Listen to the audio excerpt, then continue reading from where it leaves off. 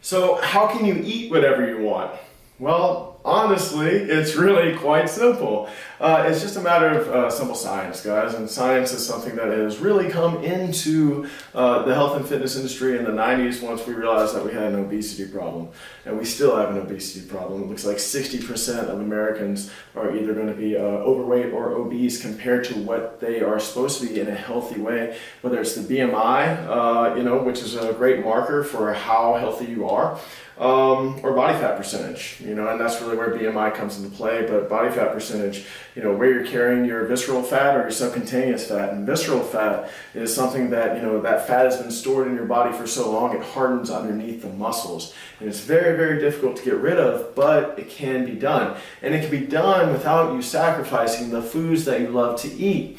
That's one of the things that I learned as a bodybuilder is that, I was eating these meals over and over again. And although I was about to step at the motivation of stepping on stage, in underwear and flexing, but like for the normal Joe, for you guys that don't want to go and step on stage, you just want to look good and be healthy, there's no reason to have to cut out all these foods that you love. Honestly, you want to eat some cake every now and again, that's fine.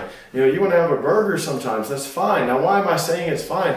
It's fine because of simple science. So the question, how can I eat whatever I want? Well, first of all, let's talk about calories. Everybody has a daily caloric intake for their body weight. Okay? So whatever your body weight is, you're going to find a daily caloric intake. It's body weight, your height, and then also the physical activity that you're putting forth. And if you're eating more than your daily caloric intake, then you're going to put on fat.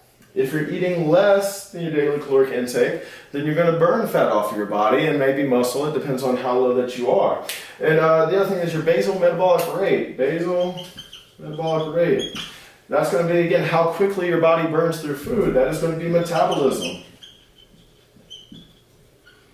Now, there are definitely ways that I can boost metabolism for you, okay? And we're going to talk about it a little bit more, but in a very, very simplistic way, calories in, calories out. If you're eating too many calories, then you're going to put on weight. If you're eating too little calories, sometimes your weight gets stagnant. You want to be right below your daily caloric intake that you need to be able to burn fat off of your body.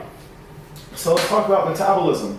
A lot of people don't know this, but the most calorically expending activity your body can do is digest food. And this is going to be a good move into macronutrients. So macronutrients are going to be the different type of nutrients that your body needs. We have protein, carbohydrates, and fats. Okay?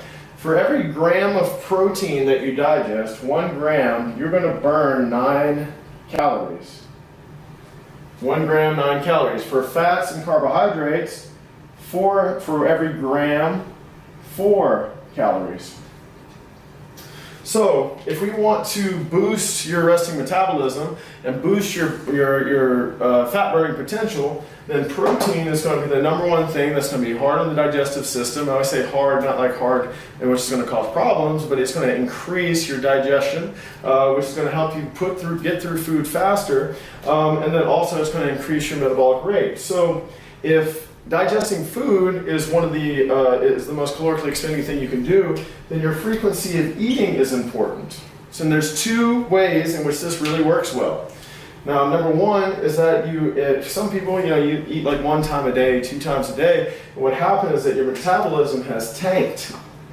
Your metabolism is tanked. So you're not even burning through the foods efficiently because your metabolism is so low that you're not able to burn through these foods efficiently, and so forth. You're keeping, the weight on, the bad fat on that you want, or you're not able to lose because you're not eating enough. Again, going back to what I talked about, you got to be right underneath your daily caloric intake to start burning fat.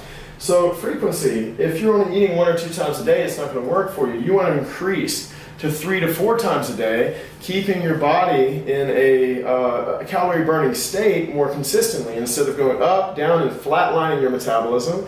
Up, down, flatlining your metabolism, now you're starting to look a little bit more like a line. And the more even you are, the more even your metabolism becomes, it starts to boost up, and then it's able to burn through fat on your body a lot faster. So that's one where I would say, anywhere between 4 to 6 times a day would be good. Now again, sometimes this is hard to do, so 4, just a breakfast, lunch, dinner, and a snack is really a great way to boost your metabolism, especially if you're not eating very much. Then the other one is going to be with intermittent fasting, or even say intermittent fasting, because you're going to fast for 16 hours. And what happens when you fast for that long is that ketones start to get developed in your body, and ketones are something that the keto diet talks about, but you can actually develop it just from fasting. And what ketones does is you start to use body fat as fuel, and by doing that you burn the fat off your body. But once you get into that 8-hour window of eating, you want to eat about every 2 hours. What does that result in? That results in 4 times, eating 4 times. And by doing that, again, you've burned fat, and then now you're going to eat consistently, burning fat during the eating window. So this is just a way about how intermittent fasting works and how frequency works really well. Now let's talk about body types. We've got 3 types of body types: ectomorph, mesomorph, and endomorph. An ectomorph, and each one of these, by the way, has a different macronutrient ratio. What I mean by that, if you are an ectomorph, you'd want to consume about 30%, I've lost room, ecto. So about 30% of your calories you take in would be protein, 40% would be carbs, and 30% would be fats. And even more so, that means that you can handle a lot of carbs. So it might even be something like 25, 50, 25. It just depends on what kind of ecto you are. Now a meso is going to be more higher protein, 40 protein, lower carbs, 30 C, and 30 fat. So it's a little bit more even with the fats and the carbohydrates. And an endomorph is going to be low carb, right? So you're very insulin resistant. Typically you're going to find the endomorphs are going to be the rounder individuals, and maybe that's gained a little bit of weight, or again you eat carbohydrates and you blow up. That's going to be a way that you're going to know you're an endomorph. Mesomorph is more of an athletic body type, and the ectomorph is going to be a taller and skinny body type. So you can see that with these body types, right, inside of the calories that you ingest, you also have to do your macronutrients correctly. So when I give you a plan, and I give you a plan that might say, let's say you are a mesomorph, right? Say you're a mesomorph, and currently your body weight is, say, 205, and you want to drop 20 pounds, okay? And let's say you're not doing any physical activity right now. Okay, so what I'm going to do is I'm going to figure out what your daily caloric intake should be, and I'm going to figure out what your basal metabolic rate is based on how much you're eating. Let's say you're only eating 2 times a day. So I'm going to say, all right, well, at 205, we're going to eat 2,200 calories. I need you to eat 4 times a day. And inside of that 2,200 calories, I need your macronutrient ratio to be 40 protein, 30 from carbs, and 30 from fat. Now, there's a lot of good apps that you can use, including MyFitnessPal, which can track your macronutrients. And then you have the option with me of whether you just want to have this type of freedom, calories and macronutrients. Make sure you don't go over your calories. Make sure you hit your macronutrient split, or where I developed a very great meal plan for you that you can follow. It's very easy to follow, that would already have these built in. And as you go throughout the program, this either gets adjusted down or up. Sometimes it goes up. People don't realize that. Once you increase your physical activity, right, maybe you need more calories to stay underneath that in the calorie restriction that's appropriate for you to lose fat.